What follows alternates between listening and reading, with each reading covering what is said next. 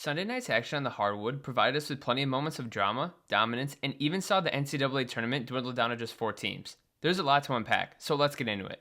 Starting on the college side, we have Tennessee versus Houston. The Vols are looking to make it to their program's first ever Final Four, while the Cougars seek to make it back for the first time since 2021.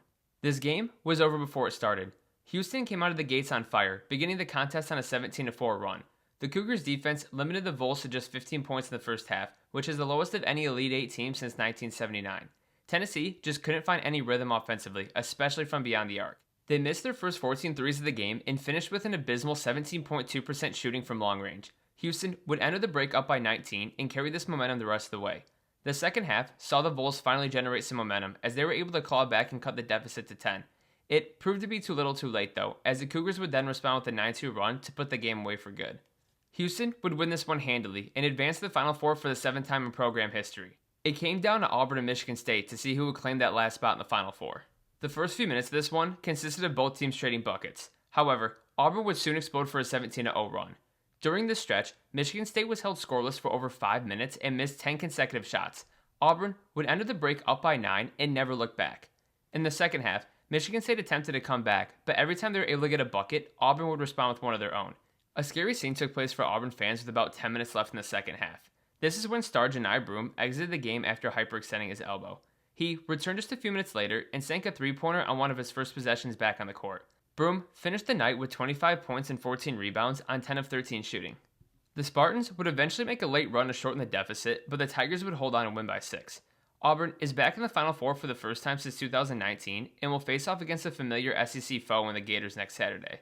With the conclusion of these games, the Final Four is now officially set. Auburn, Florida, Duke, and Houston will all be competing for the crown. This is the first time since 2008 where all number 1 seeds made the final weekend. Ironically enough, this Final Four was also held in San Antonio. Moving on to the NBA, we had a wild one with Detroit visiting Minnesota. However, the talking point of this game wasn't anything that happened on the court.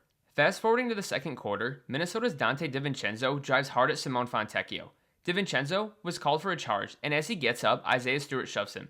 Stewart is then hit with the technical foul, and this is where it all begins.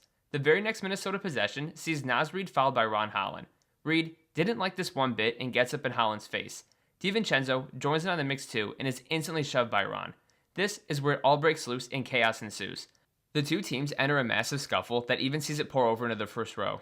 The pushing match goes on for about another 30 seconds, and as a result, 5 players and 2 coaches were ejected. Following this incident, the Timberwolves are going to win this game by 19, thanks to Edwards and Randall both scoring 25 and 26 respectively. The Wolves now just sit a half game behind the Warriors for the 6th seed in the West. On the topic of ejections, we saw Houston's Dillon Brooks get tossed following a scuffle with Kevin Durant. Brooks initially was hit with a technical foul and then earned his second after arguing with the ref. This only riled him up, as following this ejection, he had to be held back by the Rockets staff.